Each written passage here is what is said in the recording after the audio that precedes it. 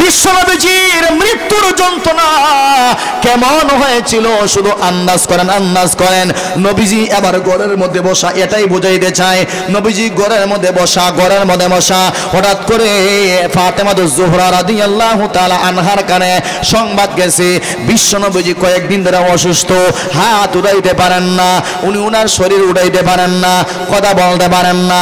আম্মাজান আয়েশার ঘরে যখন ফাতেমাতুজ জোহরা ঢুকলেন, এবার বাহির থেকে যখন দরজায় টোকা দিলেন, এবার বলেন আব্বাজি দরজাটা তুমি খুলবানি। এবার আল্লাহর পয়গম্বর তখন আয়েশাকে বললেন, এ আয়েশা, দুনিয়ার সমস্ত মানুষকে আমার দরজা থেকে বিদায় করা সম্ভব, কিন্তু আমার কলিজার টুকরা ফাতেমাকে আমার দরজা থেকে বিদায় করা সম্ভব না। সুবহানাল্লাহ। ফাতেমা ঘরের ভিতরে ঢুকলেন, এবার আল্লাহর পয়গম্বরকে দেখে বললেন, ও আব্বা, আজকে আপনি কয়েকদিন ধরে অসুস্থ, আমাকে বললেন না। আমার মনে কি চায় না আপনাকে একটা নজর দেখার। ও আব্বা, আপনি কথা বলতে পারেন না, আপনার হাতে কাজ করে না, আপনাকে কি আমার দেখার মনে চায় না? আল্লাহর পয়গম্বর এবার হঠাৎ করে আল্লাহর পয়গম্বর ফাতেমাকে বললেন, ও ফাতেমা, একটাবার তুমি দরজার দিকে তাকাও। এবার ফাতেমাতুজ জোহরা রাদিয়াল্লাহু আনহা এবার দরজার দিকে তাকাইলেন। তাকানোর পরে এবার দেখলেন একজন মানুষ দেখা যায়, যার চোখ দুইটা অগ্নিলোকার মতো, বড় বড় আগুনের লোকার মতো, হাত বিশাল বিশাল হাত, তার একটা হাত মাশরিকে আর একটা হাত মাগরিবে, তার মাথা হলো 7 আসমানের উপরে, পা হলো 7 জমিনের নিচে।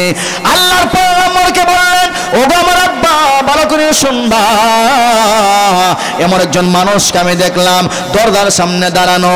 মদিনার কোন মানুষের সঙ্গে তার মিল নাই, মক্কার কোন মানুষের সঙ্গে মিল নাই, মদিনার কোন মানুষের সঙ্গে তার চেহারার কোন মিল নাই। ওগো আব্বা শুনো, ওই লোকটাকে আমাকে কি তুমি বলবা? আল্লাহর পয়গম্বর বলেন, ও মা ফাতেমা, এটা দুনিয়ার কোন মানুষ না, উনি হলেন হাযা মালাকাল মাউত, হাযা হাজিমুল লাযাতিল মাউত। এ ফাতেমা, ও আমার মা, ভালো করে শোনো, উনি হলো আজরাইল, উনি দুনিয়ার 7 কর্তনকারী ফেরেশতা। আজরাইল আমার সামনে হাজির হয়েছে। সুবহানাল্লাহ, জোরে নাই? ও ফাতেমা, আজরাইল আমার সামনে হাজির হয়েছে। ফাতেমাতুজ জোহরা এবার বললেন, ও আব্বা, আপনি কয়েকদিন ধরে অসুস্থ, এতদিন আজরাইল আপনার সামনে আগমন করলেন না, এখন কেন আজরাইল আপনার সামনে আগমন করলেন? আমার বুঝবার বাকি নাই। না না, অনুমতি দেব না, অনুমতি দেওয়ার কোনো কানেকশন হতে পারে না, আমি আজরাইলকে ঢুকার অনুমতি দেব না। আল্লাহর পয়গম্বর এবার বললেন, ওরে ফাতেমা,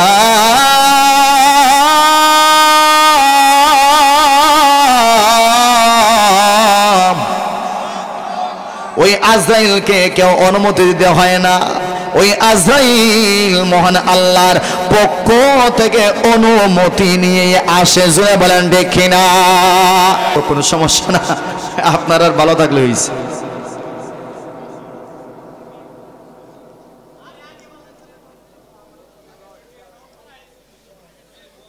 এদিকে তাকান, এদিকে তাকান, এদিকে তাকান। মুআজ্জাজ হাজিরিন, আমি যে আয়াতে কারিমা আপনাদের খেদমতে তেলাওয়াত করেছি, এই আয়াতের তরজমাটুকু বলার আগে সবাই একবার বুকে হাত দিন তো। সবাই দেন, সবাই বুকে হাত দেন না, এটা হাসির কথা না তো। বুকে হাত দিয়ে বলেন তো, আমাদের মরণ আছে না নাই? সবার মরণ আছে তো? এখানে এমন কি বলতে পারেন যে বুকে হাত দিয়ে, হুজুর আমি আরো 5 বছর বা 5 মিনিট বাঁচবো, এই ক্ষমতা আছে? কথা জুড়ে বলেন, কেউ আছে? না, হাত নামান। তাহলে মৃত্যুর দায়িত্ব কার হাতে? একটু জুড়ে বলেন, কার হাতে? হায়াত মওতের মালিক কে? الذي خلق الموت والحياة ليبلوكم أيكم أحسن عملا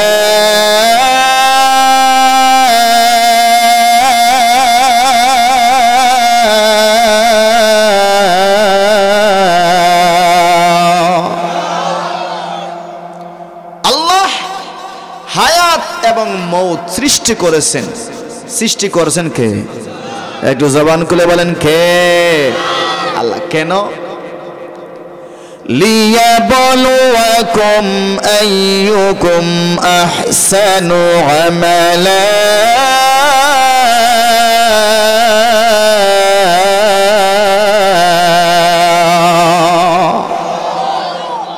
আমি পরীক্ষা করতে চাই কে পরকালে জান্নাতে যাওয়ার জন্য সুন্দর আমল করে। সুবহানাল্লাহ নাই? কি আমল করে? কথা বলেন, কি আমল করে? সুন্দর আমল। কি আমল? এখানে কি আল্লাহ বলছেন আকসারা আমালা, কে বেশি আমল করে? আল্লাহ কি বলছেন? কে সুন্দর আমল করে। তো আল্লাহ মৃত্যু সৃষ্টি করলেন, জীবন সৃষ্টি করলেন একমাত্র পরীক্ষা করার জন্য আমাদেরকে। কথা জোরে বলেন ঠিক কি না? এই মৃত্যু আমাদের হাতে নাই। মৃত্যু কার, কখন, কোন সময় আসবে এটা জানেন কে? কে জানেন? আমার আল্লাহ বলেন فَإِذَا جَاءَ أَجَلُهُمْ لَا يَسْتَأْخِرُونَ سَاعَةً وَلَا يَسْتَقْدِمُونَ।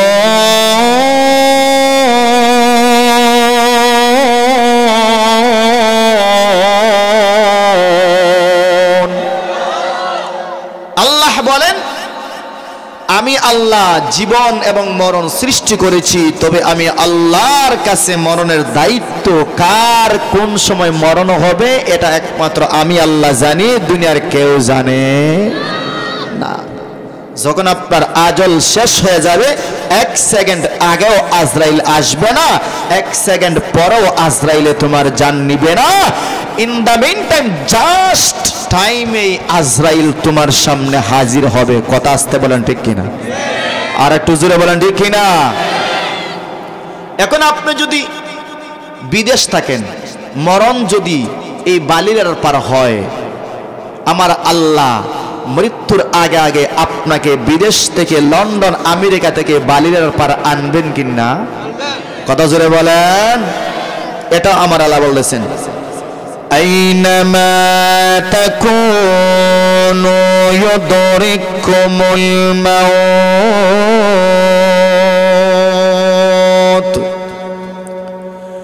ولو كنتم في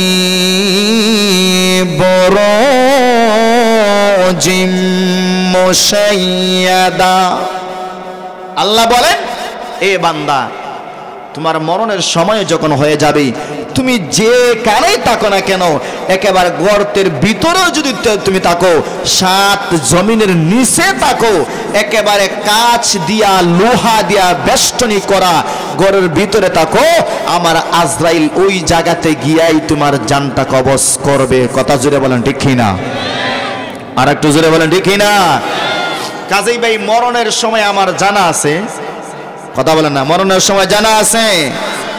আমার ভাইয়েরা, আমাদের দেশে মাযহাব কয়টা? কথা জোরে বলেন। একটা হলো হানাফি, আরেকটা হলো মালিকি, আরেকটা হলো হাম্বলি, আরেকটা হলো শাফি। কয়টা? আমরা যারা হানাফি মাযহাব পালন করি, কিছু ভাইয়েরা আছে শাফি মাযহাবও মানে, এরকম আছে না নাই? কথা জোরে ওখানে আছে না নাই? কিন্তু কিছু কিছু আছে ডাইনেও নাই, বামেও নাই, দু নসলার মতো মাইসকেন, আছে না নাই? কথা জোরে হয় না রে? আপনাদের এদিকে না লামাজাবি কিছু ভাই আছে না? কিন্তু আমার একটা প্রশ্ন হলো যে, নামাজে আপনি বলেন আপনি মাযহাব মানেন না, কিন্তু নামাজে বুকের উপরে হাত বাঁধারে কার মাযহাব? শাফি মাযহাব। কার মাযহাব? ইমাম শাফি। নামাজের মধ্যে রফউল ইয়াদাইন যেটাকে বলা হয় রুকুতে যাওয়ার পরে এরকম, আবার সিজদা যাওয়ার সময় এরকম রফউল ইয়াদাইন। ইমাম বুখারী তো এটার বাব কায়েম করছেন, বাবু রফউল ইয়াদাইন। তো ইমাম বুখারীও তো আমরা যতটুকু বুখারী পড়ে আমরা যতটুকু জানতে পেরেছি, ইমাম বুখারী তো শাফি মাযহাবের অনুসরণ। তা আপনারা শুধু বুখারী মানেন, মুসলিম মানেন, তা আপনারা তো শাফি মাযহাব মানেন। বুঝেন নাই কথা আমার? তারাও কিন্তু মাযহাব মানে, কিন্তু আমার সমাজে বলে আর কি যে আমরা মাযহাব মানি না। যাই ওই দিকে আমার আলোচনা না। চার মাযহাবের মধ্যে একজন মালিকি মাযহাব, ইমাম মালিক রাহমাতুল্লাহি আলাইহি। উনি নবীজির কত বড় আশিক ছিলেন, কারণ মরণের সময় যে নির্ধারিত না, মরণ কার কোন সময় কোন জায়গায় আসবে এটা জানেন কে? এটা বুঝাইতে গিয়া বলতেছি ওনার সংক্ষিপ্ত একটা ঘটনা। ইমাম মালিক রাহমাতুল্লাহি আলাইহি উনি ওনার জীবনের একেবারে শেষ মুহূর্তে মদিনাতে ঢুকছেন, আর মদিনা থেকে উনি বের হয় না। সুবহানাল্লাহ নাই? সুবহানাল্লাহ একবার যদি বলেন পুরস্কার কয়টা? কথা জোরে বলেন কয়টা? এই দুইটা পুরস্কার চান তো? এক নাম্বার হলো যদি আপনি সুবহানাল্লাহ বলেন, আল্লাহ আপনার জীবনের সমস্ত গুনাহ মাফ করে দিয়ে দিবে। এখন যদি বিবির সাথে অথবা গার্লফ্রেন্ডের সাথে মান্নত করে থাকেন, আজকের মাহফিলে গিয়ে আমি সুবহানাল্লাহ তো বেশি বলবো না, কারণ সুবহানাল্লাহ বেশি বলে গলা ভাঙবে, কালকে তোমার সাথে আর কথা কইতে পারতাম না। কথা জোরে হয় ঠিক কিনা? এরকম মান্নত যদি থাকে তাইলে বলার দরকার নাই। আর যদি মান্নত না থাকে তাইলে আমার গুনাহ মাফ হওয়ার দরকার আছে না নাই? তাইলে সুবহানাল্লাহ জোরে হবে না আসতে হবে? সুবহানাল্লাহ যদি বলি তাইলে গুনাহ মাফ করে দিবেন কে? আল্লাহ। দ্বিতীয় পুরস্কার যদি আমি সুবহানাল্লাহ বলি তাইলে আমার নামে যে আল্লাহ একটা জান্নাত রাখছেন, যেই জান্নাতে আল্লাহ আমাকে দিবেন, ওই জান্নাতের মধ্যে আল্লাহ ফেরেশতার মাধ্যমে একটা গাছ লাগায় দেয়া দেয়। বলবেন তো ইনশাআল্লাহ? ইমাম মালিক মদিনায় ঢুকছে আর বের হয় না। কেন বের হন না? কয় আমার চাহিদা হলো আমার মরণটা যেন আমার নবীজির শহরের মধ্যে হয়। আমার ভাইয়েরা, ওনার চাহিদা হলো আমার মরণটা যেন নবীজির শহরের ভিতরে হয়। ও মুসলমান ভাই, ভালো করে শুনুন, আল্লাহর বান্দা ইমাম মালিক উনি এবার মদিনা থেকে বের হয় না। ওনার সঙ্গীরা সাথীরা যখন উমরাতে যায় ওনাকে বলে, এ মালিক চলো না আমরা উমরাতে যাই। উনি বলেন, না না আমি যাইতে পারবো না, কারণ আমার মনে হয় আমি যদি মদিনা শহর থেকে বের হয়ে যাই আর আমার মরণটা যদি অন্য জায়গায় হয়ে যায়, আমার দিলে বড় আশা, আমার দিলে বড় আকাঙ্ক্ষা, আমার মরণটা যেন আমার পয়গাম্বর শহরের মধ্যে হয়। জোরে বলেন সুবহানাল্লাহ। এ মুসলমান ভাই, হাজী সাহেবরা যখন আল্লাহর ঘর তওয়াফ করতে যায়, ওই হাজী সাহেবদেরও চাহিদা হলো আমার মরণটা যেন খানায়ে কাবাতে হয়। কত জোরে হয় না? হাজী সাহেবদের চাহিদা হলো আমার মরণটা যেন আল্লাহর বাড়িতে হয়, আল্লাহর ঘরে হয়। ইমাম মালিকের চাহিদা হলো আমার মরণটা যেন নবীজির রওজাতের সামনে হয়, নবীজির দেশের মধ্যে হয়। সুবহানাল্লাহ। ওই জন্য উনি যায় না। এ মুসলমান ভাই, এজন্যে আল্লাহর বান্দা ইমাম মালিক রাহমাতুল্লাহি আলাইহি উনি যখন যায় না, উনি একবার রাত্রে বেলায় উনি ঘুমাইছেন। ঘুমের মধ্যে আল্লাহর পয়গম্বর উনি স্বপ্নে দেখাইছেন 5টা আঙ্গুল। কয়টা? আর একটু আসতে বলেন কয়টা? আল্লাহর পয়গম্বর ইমাম মালিককে স্বপ্নে দেখাইলেন, ও ইমাম মালিক, এই যে আমি নবী তোমাকে 5টা আঙ্গুল আমি দেখাইলাম, এই 5টা আঙ্গুল দেখানোর পরে উনি উনার ঘুম থেকে উঠে গেলেন, ঘুম ভাঙিয়া গেছে। এবার মালিক হাওমাও করে ঘুম থেকে কান্নাকাটি করে উঠলেন, মানুষের সঙ্গে পরামর্শ করলেন, আল্লাহর নবীজি আমাকে 5টা আঙ্গুল দেখাইলেন, আমি এবার 5 ঘন্টা বাঁচবো নাকি 5 দিন আমি বাঁচবো নাকি 5 সপ্তাহ নাকি 5 বছর? এই 5 আঙ্গুলের মধ্যে তো কোনো রেখা নাই, ওই 5টা আঙ্গুলের মধ্যে তো কোনো আর কিছু নাই। ওনার ভিতরে টেনশন আরম্ভ হয়ে গেছে। এ মুসলমান ভাই ভালো করে শুনবেন, উনার সময় বিশ্ববিখ্যাত একজন স্বপ্নের বিশারদ ছিলেন আব্দুল মুহাম্মদ ইবনে সিরিন রাহমাতুল্লাহি আলাইহি। উনি উনার খাদেমকে বললেন, ওরে খাদেম,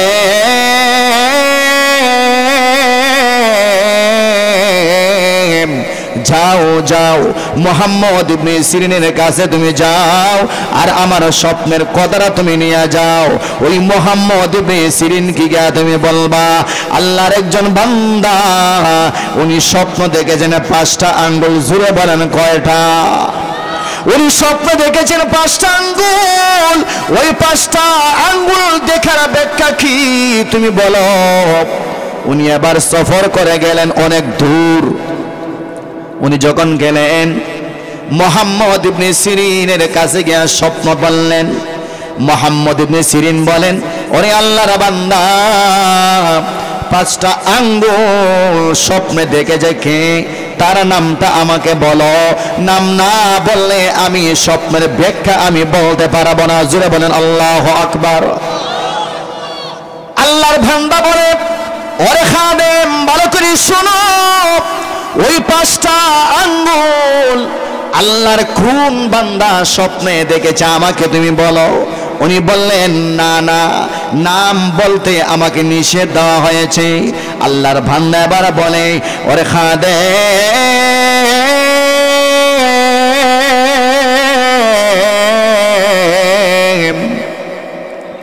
তুমি যদি নাম নাই আমার কাছে বলো, তাহলে তুমি ভালো করে শোনো। এমন স্বপ্ন বর্তমান জমানায় ইমাম মালিক ছাড়া দ্বিতীয় অন্য কোনো ব্যক্তি দেখতে পারে না। ইমাম মালিক ছাড়া দ্বিতীয় অন্য কোনো ব্যক্তি এমন স্বপ্ন দেখতে পারে না। উনি নাম বলে ফেলাইছেন, কিন্তু অনুমতি নাই। কি নাই? কথা জোরে বলেন না কেন? অনুমতি নাই। আমাদের সমাজে এরকম আমানত আছে, একটা কথা আমানত রাখলে সাথে সাথে বইলা কয়, সাবধান, আমি তোমার কাছে কইছি, আর কার কাছে কইও না। আমানতের খেয়ানত শেষ। এরকম আছে না নাই? কথা বলে না, আছে না নাই? নিজে তো আমানতের খেয়ানত করছে, করার পর আরেকজনকে বলে, বনি ইসরাইলের উম্মত, কয় আমি তোমার কাছে কইছি, আর কার কাছে কইও না। এইটা হলো আমাদের দেশের আমানত। এরকম আছে না নাই? মানুষ অনেক আছে। উনি বলতেছেন, হুজুর আমাকে অনুমতি দেন নাই, কাজেই অনুমতি যদি আনতে হয় আবার আমাকে মদিনায় যাইতে হবে, কয়েকশো কিলোমিটার রানিং করিয়া। সুবহানাল্লাহ, আস্তে আস্তে করিয়া। আর আমরা যদি হইতাম, আচ্ছা ঠিক আছে, নাম তো কইলেইছেন, উনি দেখছেন কইলেন, পরে গিয়ে যারা হইবার হইব। কিন্তু উনি বলছেন না, আমাকে অনুমতি আনতে হবে। আমার ভাইয়ারা, আল্লাহর বান্দা এবার আবার উটের উপরে সওয়ার হয়ে মদিনাতে আগমন করলেন। ইমাম মালিককে বললেন, আল্লাহর বান্দা, তুমি যে স্বপ্ন দেখলাম, ওই স্বপ্ন নাম বলার জন্য বলেছে। এবার তুমি যদি স্বপ্নের ব্যাখ্যা জানতে চাও, তাহলে তোমার নামের নামটা বলতে আমাকে হবে। এজন্য আমি তোমার কোনো আমানতের খেয়ানত করি নাই। আমি তোমার কাছ থেকে আমি অনুমতি নেওয়ার জন্য এত কিলোমিটার রানিং করে আমি আসলাম।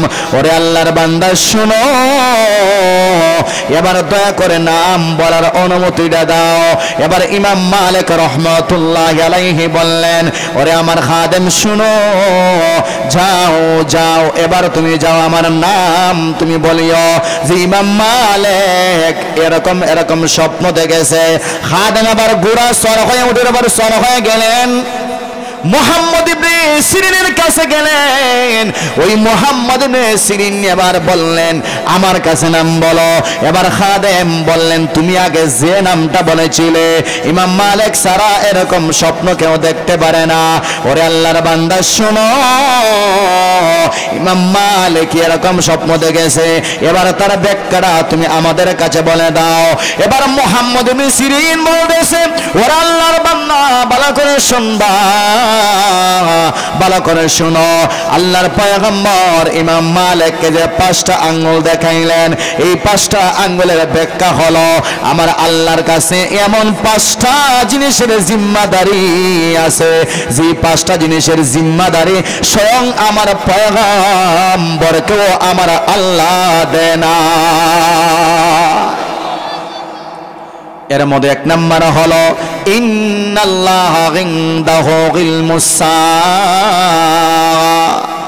এ খাদেম ভালো করে শুনো, তোমার হুজুর ইমাম মালিককে গিয়ে তুমি বলবা কিয়ামত কোন সময় হবে, কোন সময় আমার আল্লাহ কিয়ামত ঘটাইবেন, কোন সময় আমার আল্লাহ কিয়ামতের জন্য সিংহায় ফু দিবেন, এটা একমাত্র জানেন কে?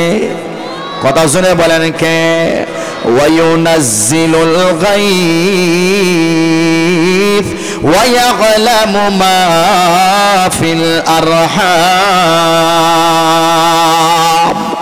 এ খাদেম ভালো করে শুনো, ওই ইমাম মালিককে গিয়ে বলবা, ওরে ইমাম মালিক, 1 নাম্বার হলো কিয়ামত কোন সময় হবে, কোন দিন হবে, কোন বছর হবে, একমাত্র আমার আল্লাহ জানে। আর বৃষ্টি কোন জায়গায় হবে, কোন সময় হবে, কতটুকু পরিমাণে আমার আল্লাহ বৃষ্টি দিবেন, এটাও কে জানে? আর একটু শুনে বলেন কে জানে? ওয়ায়াগলামু মা ফিল আরহাম, আমার আল্লাহ মায়ের পেটে কি দিয়েছেন এটা জানে কে? আর একটু জোরে বলেন কে? 4 নম্বর হলো আগামীকাল মানুষ কি দিয়া খাবে, এটাও জানেন কে? কথা আসতে বলেন যে এটা জানেন কে? 1 নম্বর হলো কিয়ামত, 2 নম্বর হলো বৃষ্টি, 3 নম্বর হলো মানুষের মরণ কোন জায়গায় হবে, 4 নম্বর হলো মানুষের মরণ কোন জায়গায় হবে, 4টা হলো মানুষ কি দিয়া আগামী কালকে খাবে, এটা জানেন কে? কথা আসতে বলেন কে? এই যে 5টা জিনিস, এই 5টা জিনিসের জিম্মাদারি আমার আল্লাহর কাছে, এটা কেউ জানে না। মানুষ কোন সময় মরবে, কোন জায়গাতে মরবে, কত বছর বয়সে মরবে, শিশু অবস্থায় মরবে নাকি বৃদ্ধকালে মরবে, এটাও জানেন কে? কথা জুড়ে বলেন কে? এটাও জানেন আল্লাহ। কাজেই মরণের যে টাইম, এটাকে আমাদের জানা আছে। কথা জুড়ে বলেন আমার ভাইয়েরা, মরণের টাইম আমার জানা নাই। এ মুসলমানরা ভাই, ভালো করে কিছু কথা খেয়াল করবেন। এখন তোমার হাতের শক্তি আছে, তোমার দাম তোমার সন্তানের কাছে আছে, ঠিক কিনা জোরে বলেন? তোমার হাতের শক্তি আছে, তোমার বিবির কাছে তোমার দাম আছে। এ মুসলমান, এবার তোমার টাকার গরম আছে, সন্তানের কাছে তোমার দাম আছে না নাই? তোমার টাকার গরম আছে, বিবি তোমাকে মহব্বত করে, সন্তান তোমাকে ভালোবাসি, তোমার টাকার গরম আছে, তোমার ব্যবসা আছে, গাড়ি বাড়ি দ্বন্দ্বলত আছে, সন্তান তোমাকে ভালোবাসে, মহব্বত করে। ওরে মুসলমান, যখন তোমার টাকার গরম থাকবে না, যখন তোমার পয়সার গরম থাকবে না, ওই সন্তান তোমাকে ভালোবাসবে না, ওই বিবি তোমাকে মহব্বত করবে না, বাবাও তোমাকে ভালোবাসবে না, মাও তোমাকে আগের মতো মহব্বত করবে না। এরকম ঘটনা আমাদের দেশে আছে না নাই? কথা জোরে বলেন না, আছে না নাই? তোমার টাকার গরম আছে, সন্তানের মহব্বত তোমার উপরে আছে, টাকার গরম আছে, বিবির মহব্বত আছে, টাকার গরম আছে, বাবা মার মহব্বত আছে, টাকার গরম নাই, বাহাদুরি নাই, এবার তোমার প্রতি তোমার সন্তান এবং বিবির ভালোবাসা নাই। জোরে বলেন দেখি না আমার ভাইয়েরা? এবার ভালো করে খেয়াল করবেন, ভালো করে শোনেন। যে বিবিকে নিয়ে, যে সন্তানকে নিয়ে আপনি বছরকে বছর জীবন যাপন করলেন, আপনি বৃদ্ধ হয়ে গেলেন, ওই বৃদ্ধ হওয়ার পরে সন্তান আপনাকে দাম দিবে না, কারণ আপনার টাকা নাই, পয়সাও নাই। এরকম আছে না নাই? এরকম নাই? টাকা নাই, পয়সা নাই, সন্তানের কাছে, বিবির কাছে আপনারও সাইরানার দাম নাই।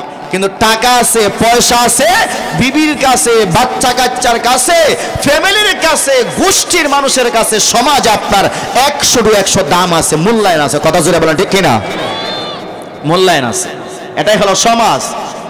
আমার ভাইয়েরা, যখন আপনি মারা যাবেন ওই সন্তান একদিন কাঁদবে, বেশি সময় কাঁদবে না, বিবি কাঁদবে বেশি সময় কাঁদবে না, আত্মীয় স্বজন কাঁদবে না বেশি সময় কাঁদবে না।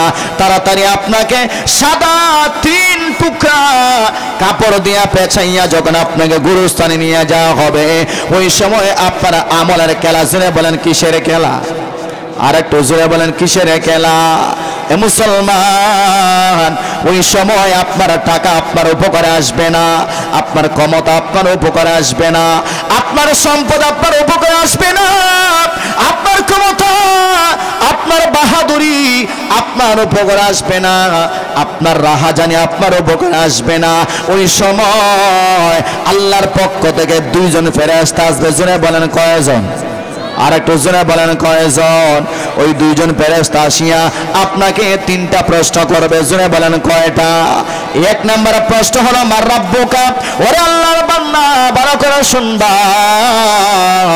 1 নম্বর প্রশ্ন হলো তোমার রব কে? রব আমাদের কে? আর একটু জোরে বলেন কে?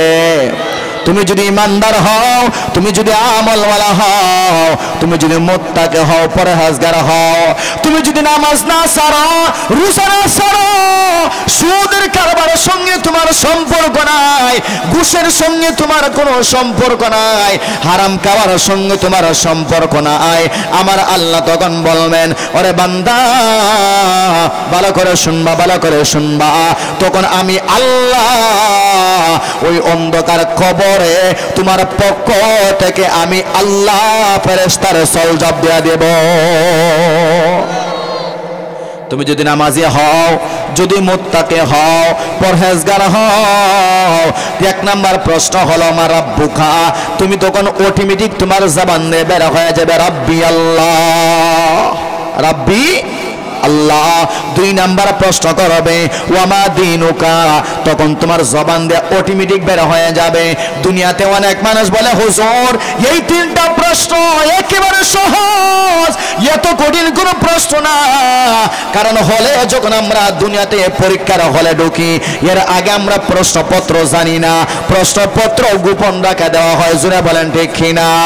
কিন্তু আমার আল্লাহ বান্দাকে এতই ভালোবাসে, বান্দাকে এত মহব্বত করে, ওই কিয়ামতের ময়দানের প্রশ্নগুলা, ওই কবর জগতের 3টা প্রশ্ন আমার আল্লাহ বান্দার আমল যেন সহিভাবে করতে পারে, বান্দা যেন কবরের কথা স্মরণ করে, মৃত্যুর কথা যেন স্মরণ করে, এর জন্য আমার আল্লাহ বান্দার 3টা প্রশ্ন কবরে কি হয় এটা আমার আল্লাহ আগেই ফাঁস করে দিয়া দিয়েছেন। সুবহানাল্লাহ।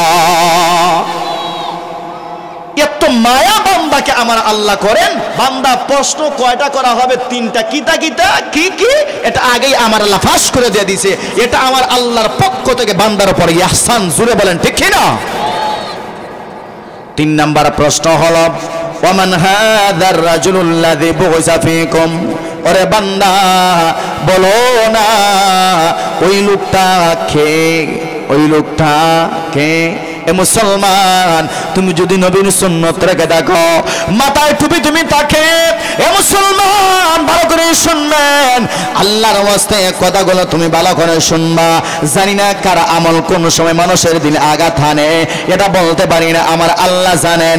এ বান্দা এবার আমার আল্লাহ আল্লাহর পয়গম্বরকে দেখাইয়া এবার বলবেন ওরে বান্দা বলো না ওই লোকটাকে যাকে তোমার কাছে প্রেরণ করা হয়েছিল, তুমি যদি নবীর সুন্নতের উপর পাবন্দ হও, তোমার দ্বারে যদি থাকে, মাথায় টুপি থাকে, এই দুনিয়াতে সব সময় আল্লাহর নবীর সুন্নত অনুযায়ী তুমি তোমার জিন্দেগি পালন করতে পারো, আল্লাহর পয়গম্বরের আদর্শ অনুযায়ী চলতে পারো, অটোমেটিক তুমি যদি নবীজিকে দেখো নাই, অটোমেটিক তোমার জবান দিয়ে আমার আল্লাহ বের করে দিবে হাদা নবিয়ুনা মুহাম্মাদুর রাসূলুল্লাহ সাল্লাল্লাহু আলাইহি ওয়াসাল্লাম।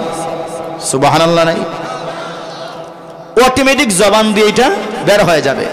যখন তুমি 3টা প্রশ্ন দিয়া দিছো, এখন আমার আল্লাহ আসমান থেকে একটা ঘোষণা দিবে। কোথায় থেকে? এই ঘোষণা কে কে শুনতে চান? লিল্লাহে তাকবীর। আলহামদুলিল্লাহ, হাত নামান।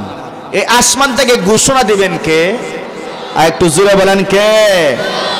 আমার ভাইয়েরা, এবার আমার আল্লাহ আসমান থেকে ঘোষণা দেয়া দিবে, আন সাদাকা আবদি।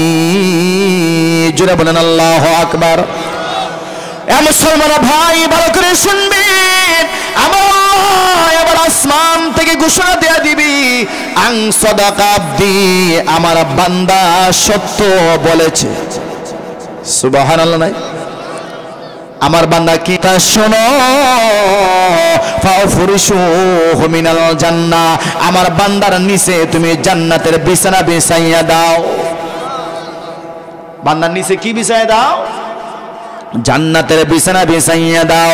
ওয়া আলবিসুহু মিনাল জান্নাহ, ও ফেরেশতা, আমার বান্দাকে তুমি জান্নাতের পোশাক পরিধান করাইয়া দাও। সুবহানাল্লাহ নাই?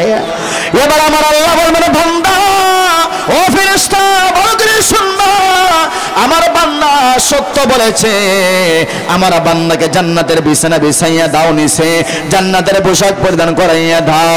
3 নাম্বার একটা পুরস্কার হলো, আমার বান্দার কবরের সঙ্গে আমার চিরস্থায়ী শান্তির জায়গা জান্নাতের সঙ্গে কানেকশন লাগাইয়া দাও। আর যদি 3টা প্রশ্নের উত্তর না দিতে পারো, কিভাবে তুমি দিতে পারবা? কারণ তুমি তো নামাজি না। রমজান মাসে রোজা রাখো না, আল্লাহর বিধান মতো চলো না, অথচ আমার আল্লাহ রাব্বুল আলামিন বলতেছেন, নে বান্দা, ভালো করে শোনো, তুমি যদি ওই কিয়ামতের কঠিন ময়দানে আমি আল্লাহ রাব্বুল আলামিনের অনুগ্রহ পেতে চাও, আমার নবীর সুপারিশ যদি পেতে চাও, এই দুনিয়ার জিন্দেগিতে তুমি আমার নবীর আদর্শ অনুযায়ী তোমার জিন্দেগি চালাও, ঠিক কিনা? নবীর সুন্নত তরিকা মতো তুমি জিন্দেগি চালাও। অথচ আজকে আমরা কয়জন নবীর জিন্দেগি অনুসরণ, নবীর আদর্শ অনুযায়ী আমরা জিন্দেগি যাপন করি? কয়জন আছে সমাজের? প্রত্যেকটা ঘরে ঘরে যদি তালাশ করি, কয়টা ঘরে নবীর সুন্নত আছে? কয়টা ঘরে আছে নবীর সুন্নত? না। কারণ আমার কাছে নাই। আমি নামাজি না, আমি বেনামাজি, আমি সুদখোর, আমি ঘুষখোর, আমি চুরি করি, আমি ডাকাত। এই গুণগুলা নিয়ে যখন কবরে যাইবা, 3টা প্রশ্নের উত্তর তোমার জবান দিয়ে বের হবে না। সব সময় শুধু আপনি বলবেন, লা আদরি, লা আদরি, লা আদরি, হায় আল্লাহ, আমি জানি না, আমি জানি না। তখন আমার আল্লাহ আসমান থেকে ঘোষণা দিবেন, আন কাযাবা আবদি, আমার বান্দা মিথ্যা বলেছে। আমি আল্লাহ দুনিয়াতে কোরআন নাজিল করেছিলাম, নবী প্রেরণ করেছিলাম। আমি আমার সাহাবায়ে, নবীর সাহাবায়ে কেরাম, তারা এক এক দেশে এক একজন গিয়েছিল, ইসলাম প্রচার করেছে। উলামায়ে কেরাম কোরআন থেকে, হাদিস থেকে তার জবান কুলে কুলে, হাদিস থেকে তারা একেবারে সূক্ষ্ম বিষয়গুলা মানুষের সামনে তারা তুলে ধরেছিল। কিন্তু না, তারা দুনিয়ার লোভে পড়ে, দুনিয়ার সুন্দর জগতের লোভে পড়ে আমি আল্লাহর বিধান ভুলে গেছে, আমি আল্লাহর কথা তারা ভুলে গেছে। এক কথায় আমি আল্লাহকে দুনিয়াতে স্মরণ করে নাই। এজন্য আমি আল্লাহ বলতেছি, আমার বান্দা মিথ্যা বলেছে, আমার বান্দার নিচে কি বিছায় দাও? ফাউফরিশু মিনান নার। জোরে বলেন নাউযুবিল্লাহ। এ ফেরেশতা, ভালো করে শুনবা, আমার বান্দা মিথ্যা বলেছে। ওই নাফরমান বান্দার বেনামাজি, সুদখোর, ঘুষখোর, চোর, ডাকাত, বাটপার, ওই বাটপারের নিচে তুমি জাহান্নামের বিছানা বিছাইয়া দাও, জাহান্নামের পোশাকটাকে পরিধান করাও, আর তার কবরটাকে জাহান্নামের সঙ্গে কানেকশন লাগায় দাও। নাউযুবিল্লাহ নাই? এই হলো বেনামাজির মৃত্যু আর নেককারের মৃত্যুর মোটামুটি একটা হাদিস অনুযায়ী মুসনাদে আহমদ শরীফের হাদিস। এটা আমার মন গড়া কোনো কথা না। নবীজি বলছেন, নামাজি ব্যক্তির পুরস্কার এরকম হবে কবরে, আর যারা বেনামাজি তাদের পুরস্কার হবে কবরে এইরকম। তো বলতেছিলাম ভাই, মৃত্যুর যন্ত্রণা। এবার আসেন, মৃত্যুর যন্ত্রণা মোটামুটি আছে না নাই? কথা জোরে হয় না? মৃত্যুর কষ্ট আছে না নাই? অবশ্যই আছে। কবরতে গেলেন, এবার আসেন সামান্য মৃত্যুর কষ্ট নিয়ে সামান্য একটু আলোচনা করি, কারণ আপনাদেরও অধৈর্য, কারণ লং টাইম আলোচনা শুনছেন এর আগেও। এখন কতটুকু আর চাহিদা যুগে, কারণ খানার উপরে খানা দিলে এটা গ্যাস হয়ে যায়, পরে বদহজম হয় কি হয় না? কথা বলেন, হয় কি হয় না? বদহজম হয়। এজন্য বলতেছিলাম মৃত্যুর কষ্ট কিরকম হবে। আম্মা জান আয়েশা সিদ্দিকা রাদিয়াল্লাহু তাআলা আনহা নবীজিকে বলেছিলেন, ইয়া রাসূলুল্লাহ, মৃত্যুর কষ্ট তো হবে, ঠিক আছে, এটা আমরা জানি, আপনিও বলছেন, তবে মৃত্যুর কষ্ট কি মুনাফিকেরও হবে যেরকম, কাফের বেঈমানের যেরকম হবে, মুমিন মুসলমানেরও কি মৃত্যুর কষ্ট সেই রকম হবে? নবীজি বলছেন, ও আয়েশা, ভালো করে শোনো, মৃত্যুর কষ্ট যেরকম মুনাফিকেরও হবে, কাফেরও হবে, মুমিন মুসলমানেরও মৃত্যুর কষ্ট হবে। তবে সাবধান, ভালো করে শোনো, কাফেরের মৃত্যুর কষ্ট হবে, মুনাফিকের মৃত্যুর কষ্ট হবে, তবে মুমিনের মৃত্যুর কষ্টটাকে আল্লাহ কষ্ট রাখবেন না, আনন্দ দিয়া তার কষ্টটাকে আমার আল্লাহ বুলাইয়া দিয়া দিবেন। সুবহানাল্লাহর আওয়াজ এইরকম। কিরকম বুলাইয়া দিবেন? আমার ভাইয়েরা, নবীজি এবার হাদিসের মধ্যে বলতেছেন, একজন মানুষের জানটা যখন কবজ করা হয়, আজরাইল মালাকুল মউত যখন বান্দার জানটা কবজ করে, ওই মুমিন বান্দার সামনে যখন আজরাইল জান্নাত থেকে 500 রহমতের ফেরেশতা নিয়ে আসে, কয় শত রহমতের ফেরেশতা? 500 রহমতের ফেরেশতা নিয়ে যখন আগমন করে, ওই বান্দার সামনে যখন আজরাইল হাজির হইয়া যায়, আমার আল্লাহ এবার ফেরেশতাকে বলবেন, ও ফেরেশতা, ভালো করে শোনো, ভালো করে শোনো, আমার নামাজি বান্দারা জানটা তুমি ভালো করে কবজ করবা, আমার রোজাদার বান্দারা জানটা তুমি ভালো করে কবজ করবা। ওরে আজরাইল শোনো, আমার নামাজির বান্দারা জানটা তুমি সুন্দর করে কবজ করবা, আমার নামাজি বান্দা যেন বিন্দু পরিমাণ কোনো কষ্ট না পায়। এবার আজরাইল আলাইহিস সালাম এবার জান্নাত থেকে রহমতের 500 ফেরেশতা নিয়ে যখন আগমন করবেন, ওই নামাজি বান্দার চোখের সামনে জান্নাতের নাজ নিয়ামত আমার আল্লাহ তুলে ধরবেন। সুবহানাল্লাহ নাই? জান্নাতের হুর গিলমানরা ওই নামাজি ব্যক্তি চোখ দিয়া দেখবে, তারা নাচতেছে নাচতেছে, জান্নাতের বাগানের ভিতরে তারা নাচতেছে, জান্নাতের নাজ নিয়ামত গুলা ওই নামাজি বান্দা তারা চোখ দিয়া দেখবে, চোখ দিয়া দেখবে। আমরা যখন ওয়াজ শুনি অথবা নাচ গান আমরা দেখি, মনোনিবেশ অন্যদিকে থাকে না, একদিক দিয়া চলিয়া যায়। কথা জোরে বলেন দেখি না? ওই নামাজি বান্দার জানতা যখন আজরাইল মালাকুল মউত কবজ করাবে, এবার তার চোখের সামনে যখন জান্নাতের বাগান তুলে ধরা হবে, জান্নাতের ফুলের বাগান যখন সে দেখবে, জান্নাতের এত সুন্দর সুন্দর নারীগুলাকে যখন সে দেখবে, তার মনটা আর দুনিয়া থাকবে না, তার মনটা জান্নাতের বাগানে দেখে চলে যাইব। সুবহানাল্লাহ, জোরে বলেন সুবহানাল্লাহ। আল্লাহর বান্দার এবার মন মেজাজ সব ওই জান্নাতের বাগানের দিকে চলিয়া যাইব। এজন্য আমার ভাই